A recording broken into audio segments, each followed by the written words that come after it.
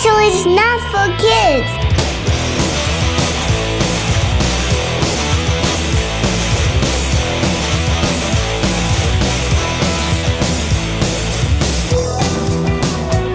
Are we even doing a banter? What's like the shortest banter we can ever do? Shortest banter we could do is basically be like, have you seen the Joker can beatbox? Did you hear the news? The Joker can beatbox. Yes. Welcome to Shelf Stable, a podcast celebrating board games that have stood the test of time. I'm your host, Kenny Katayama. And I'm the other host, Tom Bowers. Today, the featured topic is Games Done Quick, Speedrun Edition.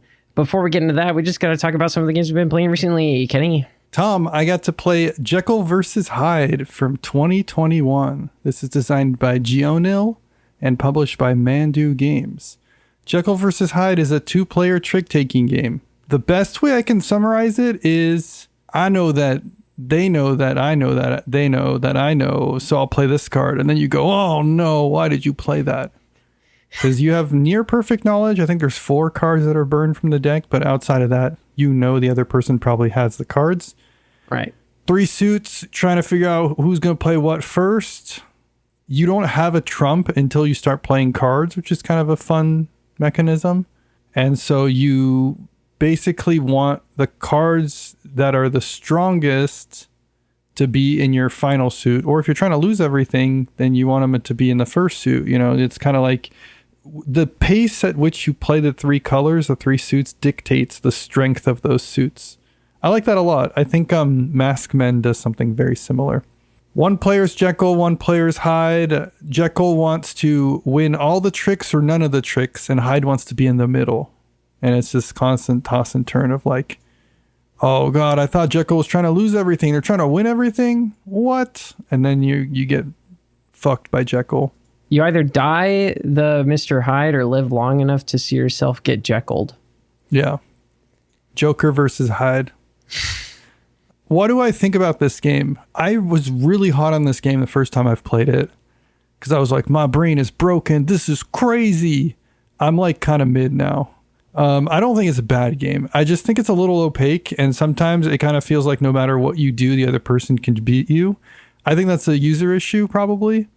I just feel like the more I think I understand this game, the worse I do, and I haven't passed that plateau. There's definitely depth, but like, is it depth that I find rewarding that I want to pursue? I compare it to like Fox in the Forest, and Fox in the Forest is like very, very solid. For a second, I thought you were about to go into Frank Sinatra. Very, very extraordinary. Like... Full disclaimer, the designer of Fox in the Forest, Josh Burgle, does a bonus series with me, but I don't think that's affecting my bias here. I think God. I do think Fox in the Forest is like, it's easier to understand what's going on and also more interesting at the same time. And so it's just, it's a little difficult to fit Jekyll versus Hyde in the same space. Mm-hmm. I will say I haven't played Sail, because Sail's the other one that people are like, you got to play Sail.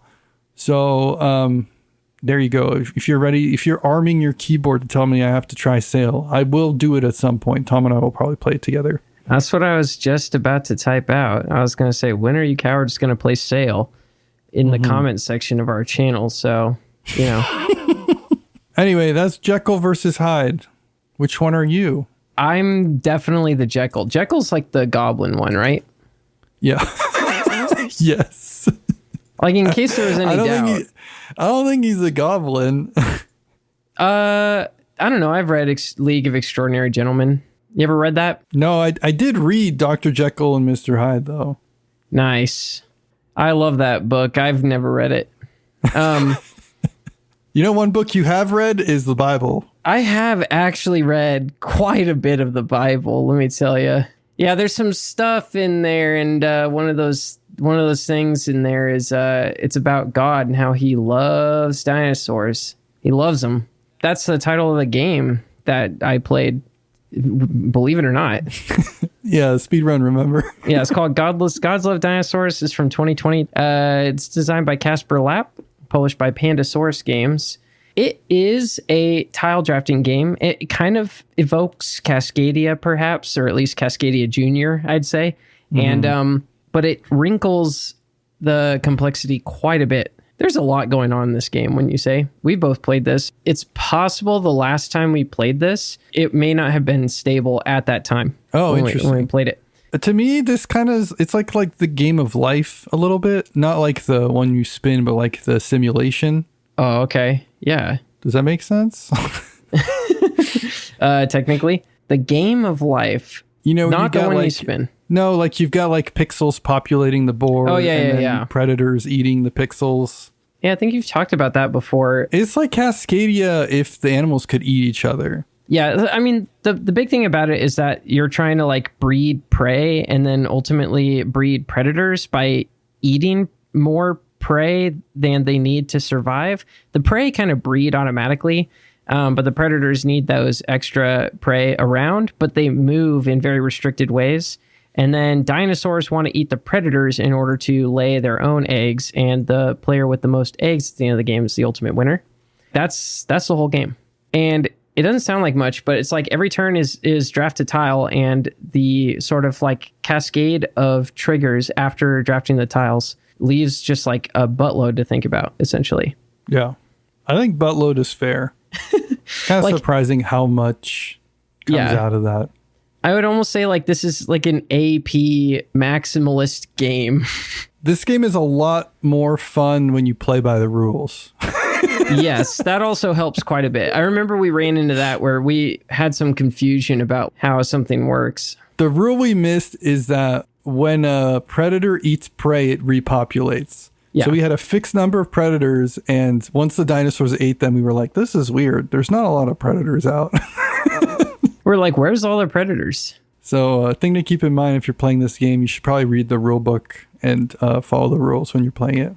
Yeah, that's ideal. That's the ideal method. But of course, you know, you do you, and we won't judge. I will say playing this the correct way makes for a game that is actually pretty good. But I don't know where this ultimately lands exactly, because it's like it's too thinky for a true family game. Like, you cannot play this with a 5-year-old. You will drive yourself insane, right? But it's like too cutesy. And ultimately, I don't know that the strategic depth is like meaty and interesting enough for hardcore gamers. So I think that might be why its score on Board Game Geek, not that that really matters, is like as low as it is. I think it's just like it doesn't fit, you know, anywhere very neatly. It's in a weird niche, yeah. Yeah.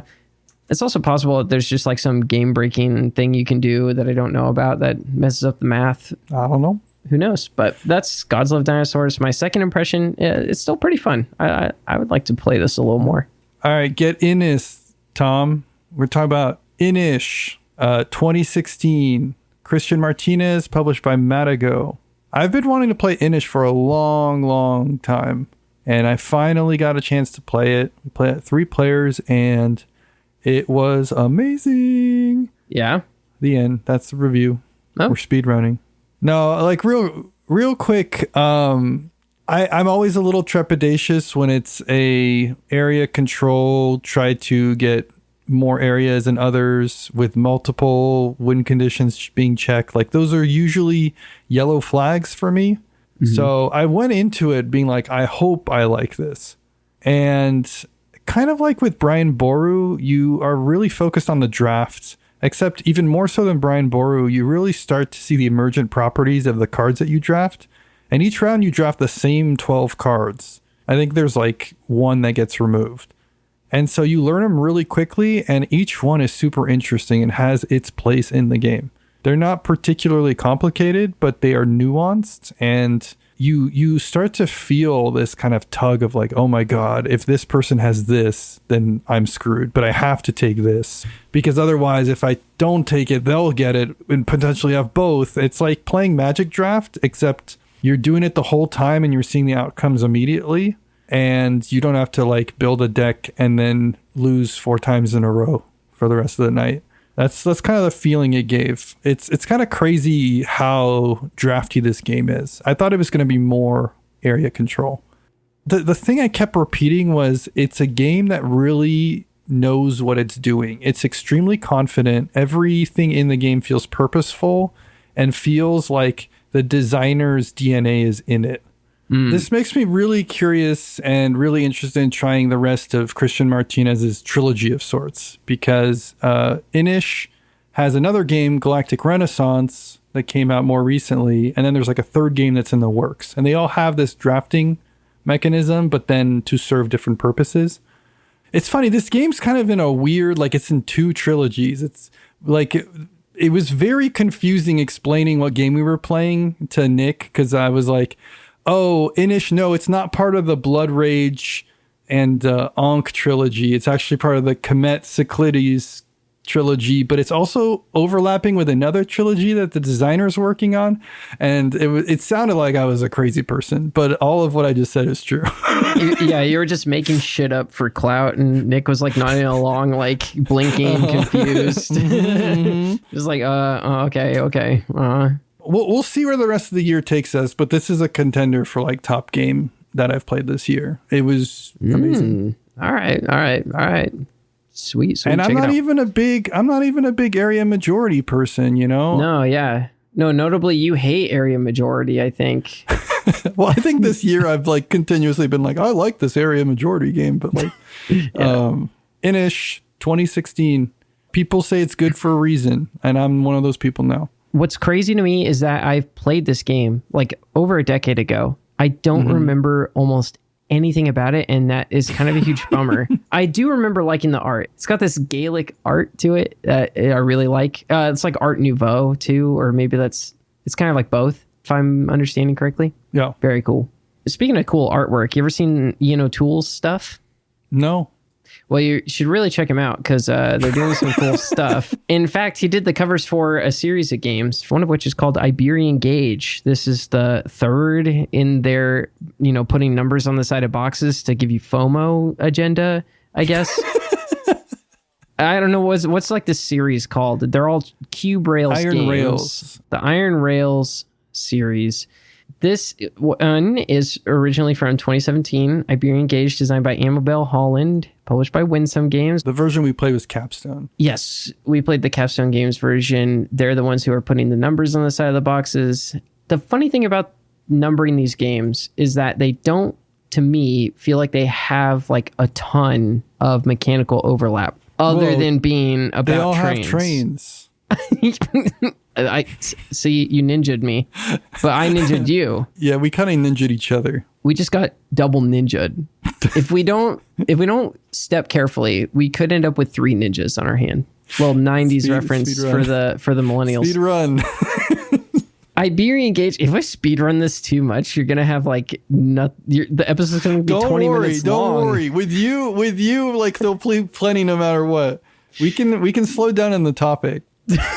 All right, we played this together, you, me, and Nick. It was his birthday. Happy birthday, Nick. And we were playing this on his birthday because it was his birthday request to play every game in the fucking line.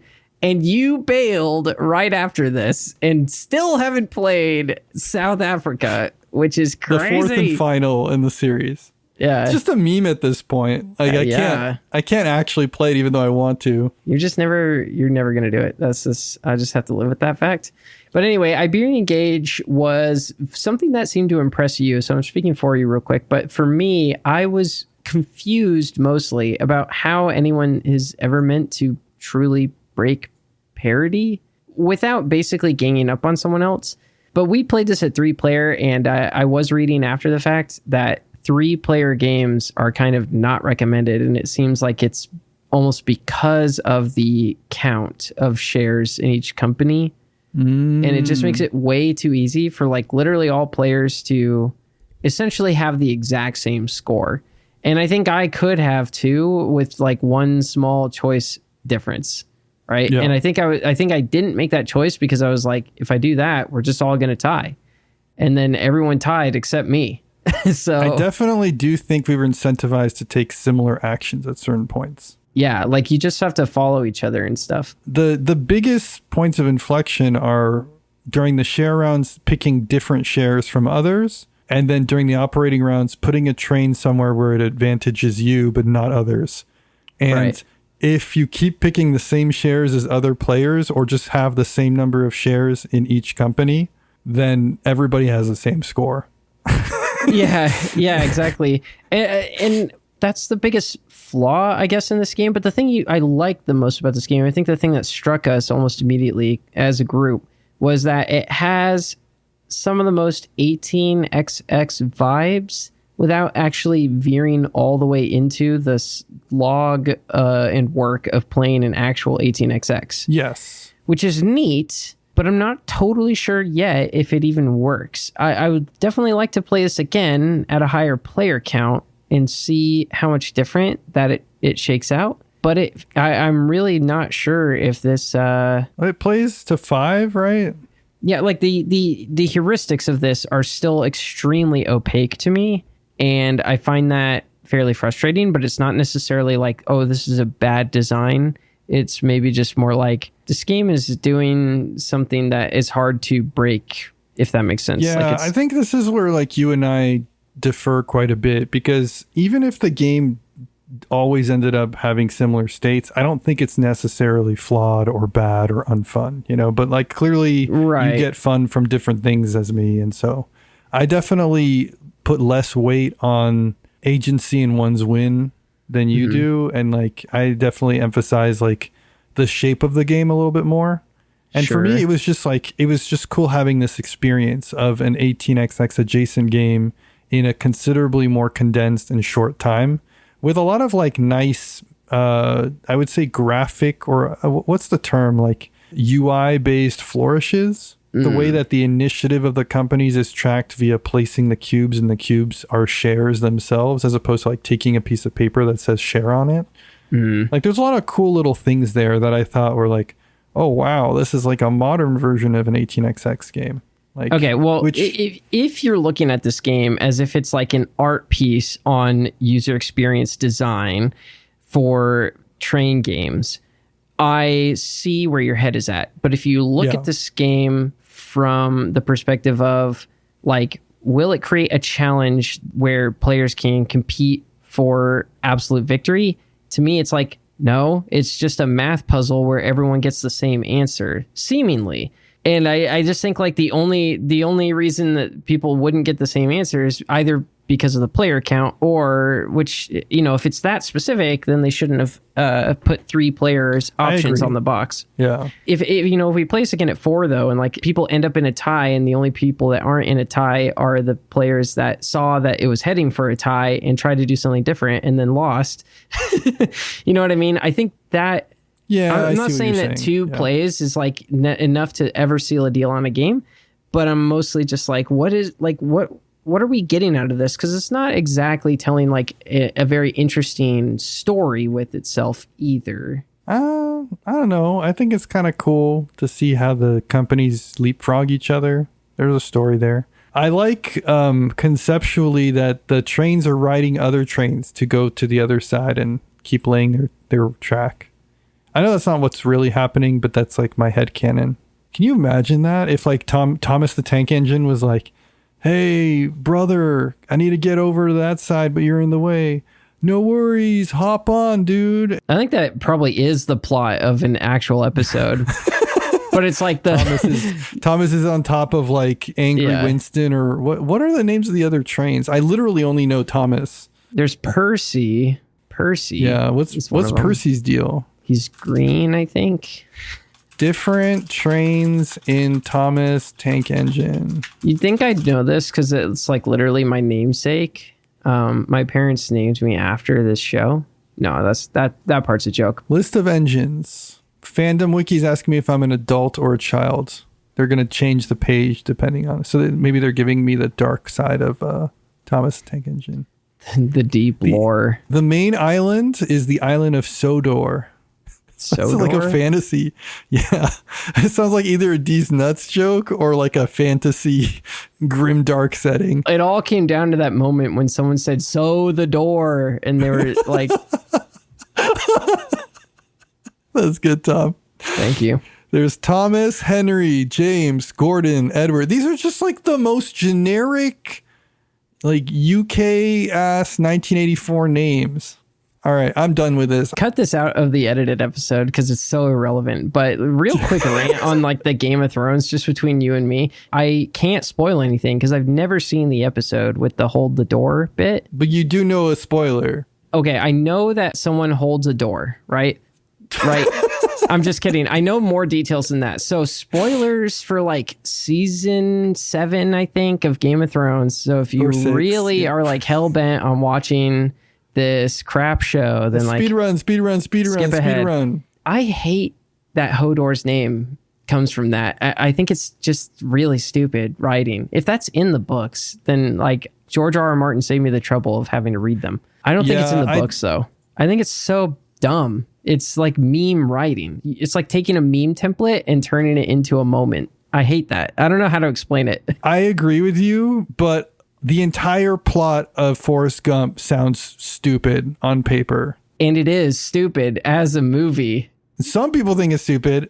I enjoy it. Okay. You got me there. And people enjoy it. So like, while I have an initial reaction that's the same as you, I could see a world where like they pull it off, you know? Sure. It's all in the execution. A lot of writing sucks on paper and then, or not on paper, you know what I mean? Like it sucks as a Wikipedia summary and then you read or watch the adaptation and you're like, oh wow, that's amazing. So yeah, that's true. I was actually just rewatching LA Confidential, which is like one of my favorite movies. And I do kind of feel like some of the lines or scenes in it, they almost play cheesy. And I'm still just like, I love it. Or like the best movie ever made, Avengers Endgame. You read the script and you're like, this is going to suck. But then you watch it and you're like, this is the best movie ever made. I'm notably always saying that. 100 games to play before you die. All right, Kenny, it's time to talk about the 100 games you're required by law to play before you turn 100 years old, like our good friend, Sir Dick Van Dyke. Hodor. Game number 83 on this list is Millennium Blades from 2016, designed by D. Brad Talton Jr. and published by Level 99 Games. Kenny, why is this on the list, honestly?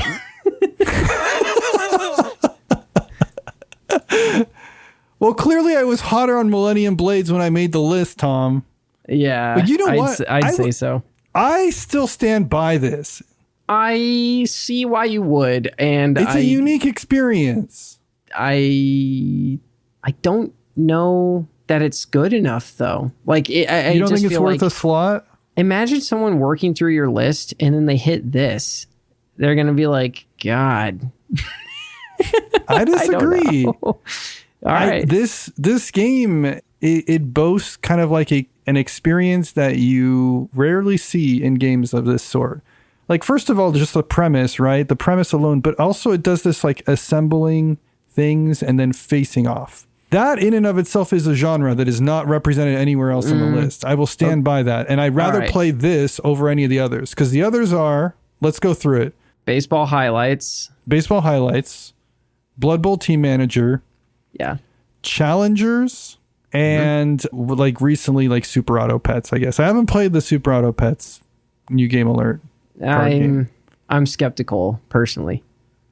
But yeah, like, can you think of another game where you're drafting or crafting your roster during the game and then you see if it plays off? Yeah, I am thinking of one right now. And it's like already better. It's Baseball Highlights. You think Baseball Highlights is better? I don't think Baseball Highlights is like one of the best games of all time, but I think if you're trying to represent this archetype in this list, I think Baseball Highlights plays cleaner, faster, and is less reliant on insider knowledge. Ironically, it's less reliant on inside baseball because Millennium Blades is really leaning on like nerd culture shit. So that's one kind of ding it almost has against it if your list is like at all geared towards a normie. I feel like Hannibal Buress. Like I feel like, you know, why are you booing? I'm right. Like even if you don't like this you don't like this game, it should be on the list. And I feel like everybody listening to this is like, boo, like thumbs down, unsubscribe. Yeah. Why are you booing I think me? Millennium Blade should be on the list. Have our fans really attacked you for the Millennium Blades take? I'm not even sure that you're in the minority on this. It could just be me. The people in our group that listen to the podcast have. I don't know that any listeners have like messaged me saying like Millennium Blades sucks. Well, you heard it here first, folks. Shellstablecast@gmail.com. Tell us whether or not you think Millennium Blades sucks, because I think it deserves to be played. I think there was a point in time where I would have agreed with you, and I know that this is technically your segment and your fucking list, so you ultimately have editorial control. But I disagree with this one. This is one of the few I think I disagree with. Maybe the only one. Agree to disagree, I guess. Agree to disagree, Mike Prater. All right. Those Millennium Blades. It's enough talking about anime, Yu-Gi-Oh! Ass, Krungus looking ass, card games based on trading card games that don't exist. It's time to talk about It's time to talk about the main topic of this week's episode, the real meat and potatoes. This is where you turn to the audience, you're like, I swear that's never happened in practice. The part of the episode where I've never That's the first time I've seen that before. Let me do my bit. The part of the episode where I've never flubbed a line in my life. The part of the episode people skip straight into because it's the only thing they can wait to hear. And that's the main topic. This week we're trying to talk about the games as fast as humanly possible. And the reason we're talking about those games so fast is because we're talking about how to play games fast, how to get your game group going. Stop the nonsense. Get to the games. Let's get gaming. Stop. Take your damn turn. Yeah, my thinking with this topic, Tom, is I'm starting to Flanderize myself to a certain extent whenever I talk about a game where I'm like, and this game didn't take 20 minutes, so I don't like it, you know? It's like, my thinking is I get it out of my system with this topic, and then from now on, I never talk about the time of a game ever again or something like that, you know? Oh, okay. Interesting strategy. Well, because I was reflecting on the Eric Martin thing. Okay. And he's like, oh, and you know, you waste time putting your games away, but like to do what? To go watch YouTube, you know? Yeah. Just like, oh, great game, everybody. I'm going to go back to YouTube Shorts now. So I was like commenting on that about him, but in the back of my mind, like in slow motion, I was hearing myself go, this game just took way too long, you know, like just like literally in every game we talk about, or like, I really liked it because it was fast and breezy. Yeah. So my thinking was, let's go ham at it, and then I can stop doing this, and then people can call me out if I keep doing it. I feel like this is more maybe the philosophy about like actually just slowing your life down and appreciating the fact that you're fucking alive. No, that's the sequel. Oh, okay. That's the sequel. And this one, we're going ham and ignoring that, but that's what I'm alluding to. Oh, okay. So yeah, in this one, we are trying to be the Eric Martins of the world. We are min-maxing our time somehow. Yeah. So let's move away from the Inside Baseball highlights 2045 and go into the actual topic. Tom, we don't got a lot of time on this world. Why are we spending it waiting for it to be our turn, waiting for the game to start? Waiting for someone to come back with food. Waiting for Superman. This is Tom and Kenny's guide to hurrying the fuck up. You can live your life by these rules. That's how good we're going to be sending them out for you. Yeah. Number one is, folks, what game do we want to play? Mm-hmm. The hell are you asking that for? Yeah, stop wasting time letting the group decide. Yeah. Democracy is for slow pokes. Yes. It's for unemployed people. You want to play a game? You put it on the table and you say, we're playing this. It doesn't matter that one player, they've only played Settlers of Catan, and then another player, they've played this game of Food Chain Magnate with you before and they hated it. That's what we're playing. We're playing Food Chain Magnate. Mm-hmm. Honestly, the board game world really does need more deciders. Like people that just show up, they slam the 20-pound game on the hardwood table and go, this is it tonight. Yeah, you read The Fountainhead? God. Okay. The movers of the board game world are the ones that take Millennium Blades off the shelf. I've watched 2 YouTube video essays about it. Does that count as having read it? I'm being facetious. I hope you know. Okay. I know. You have one? You're thinking, well, it's not your turn, right? If it gets to your turn and you don't know what you're doing with your turn, and it wasn't because the previous turn's final game action completely blew your strategy up. No, even if it did, you should have had a plan B. You should have had a plan C. You should always have 2 plans minimum. You should honestly be taking notes. What's the maximum plans? Infinity? I think the most plans you can have, I think it goes up to D. Yeah, you got to be like Doctor Strange in the best movie ever made and be like, I've seen all the outcomes and all of them end with somebody taking the spot that I wanted.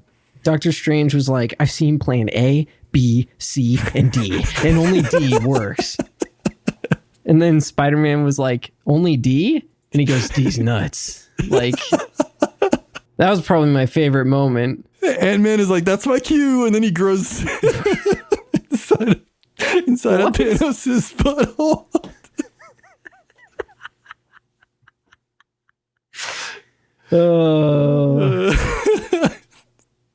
The Ant-Man growing in Thanos' rectum is like the funniest bit to come out of Endgame. I forgot that you're like referencing like an ancient Reddit post. I don't think this is like a universal, like everyone knows this meme. Like you're going to have to add this to the fucking like bibliography. If people don't, like, it was the greatest thing to come out of Endgame. Oh, well, okay, explain it to me like I've never heard what the fuck you're talking about. So what is this about Ant-Man and rectums?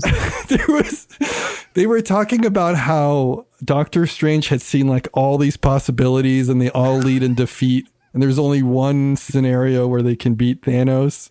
Right. And then somebody on Reddit, I think, was like, couldn't Ant-Man just have shrunk and snuck into Thanos' butthole and then like grown inside of it? Like he wouldn't anticipate that, you know? And he wouldn't have time to like use the stones. Yeah. Anyway. I feel like with the Mind Stone would let him like forestall that somehow. Like he just would be, he would have known about the possibility. He would have known about it. Yeah, the Mind Stone gave him like that knowledge specifically. It was like, watch out. One of Ant-Man's most powerful attacks is rectal disembodiment. It's so far removed from the possible scenarios that the Mind Stone wouldn't have predicted it. It's like it's like when you jump realities in Everything Everywhere All at Once. It's like eating the chapstick, you know, or like giving yourself paper cuts. I just wonder how often, like, since that post, that like comic books writers who are like, because Ant-Man, I presume, is like being written. Like right now, someone is like scratching their head, like, man, how do I get Ant-Man out of this corner I wrote him into? And then they have to like shoot down like the rectum explosion like every time. Like the animators already started drawing Ant-Man crawling up like an indeterminate tunnel, like. Yeah, like he's like starting, you know, he's like considering it and like swiping it away like Sherlock. Like no. Yeah. It's gonna be in Deadpool at some point, right? Deadpool just goes like, come on, man, you could just go up his butt and blow him up. Yeah, he's gonna say it to the camera or whatever, to the comic book reader. I don't remember. Oh yeah, we were talking about having multiple options for your turn. That's how we got here. The contingencies. Yeah. How do you see through I agree the with you though. You gotta have multiple. Now, there are different kinds of AP. There's the AP of I didn't prepare ahead of time, which is the one you're talking about. There's the AP of I have to win so bad that I'm going to sit here and try to think of different options until I find a better play, even though I'm like in a losing position. And then there's the AP of like, I have anxiety or maybe I struggle with, you know, a legitimate form of AP that you probably shouldn't disparage people for.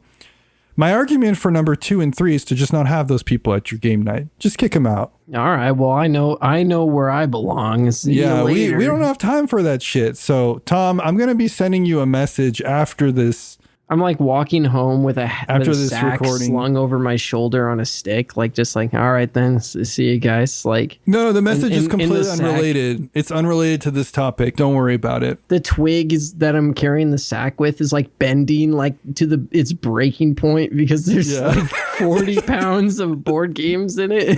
Yeah, but you spend like an extra like 40 minutes at my door, like trying to optimize the twig, but you like can't figure it out. I'm like, see, this is why I didn't want you here, because it take too much time. I have another one. Okay. Learn your game if you're going to teach it. Holy moly. Yeah, how many times have we run into this? Our group is good with this. Oh, yeah. It's like when we go to conventions. Most notably, for sure. My headcanon is that convention goers like to pick games that they haven't learned yet. They've always wanted to play. They've always wanted to play, and they didn't do the homework. Well, because I'm like superhero status when it comes to this. Like, I will look through the library of the convention, mark every game that I'm interested in, and read the PDFs in order of which games I'm most interested in playing. Yeah. But I recognize that not everyone is Dexter from the TV show Dexter. So, like... All right. I have to recognize that people are somewhat different from me. And this is what they call empathy, right? Yeah. Like, not everyone has a laboratory and a sister. It's always bungling shit up. Yeah. What a weird adaptation, by the way. Like, the live action was nothing like the cartoon. Classic joke. I think the thing with reading is you don't have to know every game, but don't bring people to the table until you're ready to play it, right? Sure. I'd almost go so far. Like, the ideal... This is so funny because we're talking about like not wasting your time, right? So like you read the rules, you honestly should just like two-handed solo the game, like not even a full game necessarily, but like at least take like 3 turns and you'll be like, okay. Agreed. Now that's like the dream scenario. Like, you know, I don't even do that most of the time. I don't do that. It's funny because like sometimes we're doing this facetiously and like right now we're doing our thing where we are giving like actual advice. No one can tell. Isn't that the point, though? No one can tell where the advice begins and the jokes begin. Yeah, we're like the comedian in Watchmen. Yeah, you know, when you realize how much of a joke life is, that's the only thing that makes sense. You got one? Yeah, yapping should be strictly limited until after you have completed your final game action of the turn. Nobody talk ever. No talking. No music, no talking, okay? Every game is a limited communication game, especially if it's a Euro. Yeah, just imagine that there is like someone with a giant stick waiting to smack the crap out of you if you so much as talk before you have stopped actually taking your turn. You're going to get smacked. Yeah. No ifs, ands, or buts about it. What if that's your kink, though? You'd be like, oops, am I yapping? Then you won't get smacked. Okay, whatever is most punishing for you. Yeah. Now, if your kink is not getting smacked under threat of being smacked, well, you are banned. That's like one of those puzzles where like one person always lies to you and the other one always tells the truth. When you break it by saying like my kink is being threatened of not being smacked. Bro, like what if that's their kink though? Is like the most like it just destroys any argument. It's a there's like a term for that, right? Where it just is like it's like a mental it just shuts it down. There are 2 knights. One of the knights' kink is lying, and the other knight's kink is telling the truth. It's a thought-ending cliche. Yeah. I do like that because we feel the time pressure to like go faster. At least I'm compacting more references than usual. Mm-hmm. It's like it's not necessarily more. It's just like in a smaller time frame. You're just doing the reference and not explaining it, and then people are going to listen to it not knowing what the reference is and be like, Ant-Man butthole, what is Kenny on this week? This is what I imagine, like, when you compress a zip file. That's, like, what's going on. It's just literally the audio file for this episode, reverse the references, but there's going to be a 2-hour footnote that we record later on. This episode's going to be like fucking House of Leaves. Like, it's just going to be an endless bibliography. We should do a House of Leaves episode, for real, though. That would be so cool. Yeah, sure. You've joked about doing a director's commentary episode. We should do an episode that's like extremely short where it's like super esoteric, and then we have a companion piece that comes out you have to like jump to. That sounds like delicious bonus content. I feel like if I was a listener and then we released that on the main thread, I would just crash out. I would just be like, these art house motherfuckers think they're Tom York or some shit when all they do is make a podcast where they talk about Ant-Man going up people's butts. Like, it would just like... Lars von Trier presents Lars von Trier. Yeah. That same person's crashing out right now. They're like, Lars von fucking Trier? It's probably a character for our audience. It's probably Brad Talton. He's like, first they shit on Millennium Blades, and now they're talking about Lars von Trier. D. Brad Talton Jr. is going to like be on a podcast and be like, I fucking hate shelf stable. Those guys wouldn't know an artistic game if it slapped them in the nuts. Like, they wouldn't know an artistic game if it crawled up their rectum and then grew to an enormous size. It's funny because I've generally sang the praises of Millennium Blades, but like in this scenario, well, so like did Fantano about Julia Casablancas, and look what happened. Like D. Brad Talton, somehow he's just seeing red. He's like only hearing the negative things about Millennium Blades. Yeah, and he's like, I'm gonna get those shelf stable boys, even if it's the last thing I do. It's like it's his personal least favorite design, and he's like, it's shit, and it's like the highest ranked on Board Game Geek. he's like, these guys get it. He actually made it as a social experiment to see like whether people would highly regard Magic players. Yeah, exactly. Like, anything else people could do to go faster? We could just end it right here. It does feel like a really good stopping point. I mean, it's a great segue, huh? All right, you want to lead us out? I'll sign it off. I don't know. No, I do one more. You got one more thing. How do we speed up game night? Play one game. Yeah, or play two games at the same time. You have two hands, and half the time it's not your turn. Sometimes even more. Like, just play two games. And this really works if you took like notes on everything else we said so far in this episode, because while it's not your turn in one game, you can take your turn in the other game, and you should be able to play them both so fast because you've already thought ahead that you'll be able to then think about the next turn in both games.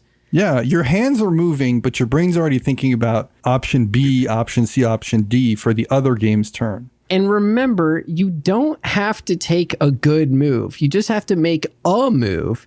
And everyone playing the game with you will appreciate the fact that you took a turn, no matter how much you actually tried to participate in the intent of the game. If you have a little bit of time available, then you go on your phone and you take your turn for the 18xx game that you're playing async. So play 3 games at once, one of them being on your phone. And that is how you can make the most out of every minute of your life. As we were recording this podcast, I actually got finished with a game of Hansa Teutonica that I've been playing here. That's great, because I just finished a match in Magic the Gathering. Yeah. Crazy. The reason we were able to do that is because the other 3 people that are at the table here are not yapping. It's a double service because they're reducing the amount of time, but also they're not interfering with me doing my podcast. Yes. And that's another thing, is that if you start doing things that are like extracurricular to your job and your game nights, make sure that there is like a game being played somewhere in the background of your life. Honestly, if you can figure out how to play games while you're on the clock, that's like peak. Hold on. Why have they not made game tables you wear around your neck? Why is that not a thing? I think like a dinner tray that's hanging by a string. Well, what you're talking about are the things that like the hot dog vendors at the ball, that the ball games have. How come All Play is not selling those? Okay, new rare loot item just dropped IRL. The hot dog vendors can now be beat up, and you will acquire a board game table that you can wear with you at all times. And then Seto Kaiba can like buy a city or whatever, and you can have all of those tray tables, and you can just like battle people in the city to Hansa Teutonica. Now, you do have to cut the game into 2 pieces so you can fit one side of the game on each tray, but... That'll do it. Yeah, you know what? I don't think we have any more possible advice we could give people, so I think that's going to do it this week. Thank you, everybody who listened to that. Thank you so much for listening. We love you, appreciate you, especially our Patreon supporters. You can subscribe to our Patreon for free at patreon.com/shelfstablecast. You get access to our monthly newsletter. We try and put our heart and souls into that. Not really, but we at least like to shout out people that are creating really cool content that we think is being under-repped. So it's a cool way to support the show. And of course, consider those paid subscription tiers. You can access our Discord, unedited episodes, bonus content. Paid subscriptions help us make the show the best that it can be. Thank you to Michael, Tyler, Devon, and Josh, the Boise RainBeaus, for your cool segue music, the 100 Games. And thank you to Bonehouse for letting us use your song Raw as our opening theme. What are your thoughts on this week's topic? Did we do a good job? Were we too fast? You can reach out directly at shelfstablecast@gmail.com. If you're loving the cast, share with a friend, with a review, or Jaden a thumbs up. And Tom, what topic are we doing next week? Next week, Kenny, I think we're going to talk about how we appreciate the slowdown. How to just enjoy life and play your games. All right. Bye, everyone. See ya.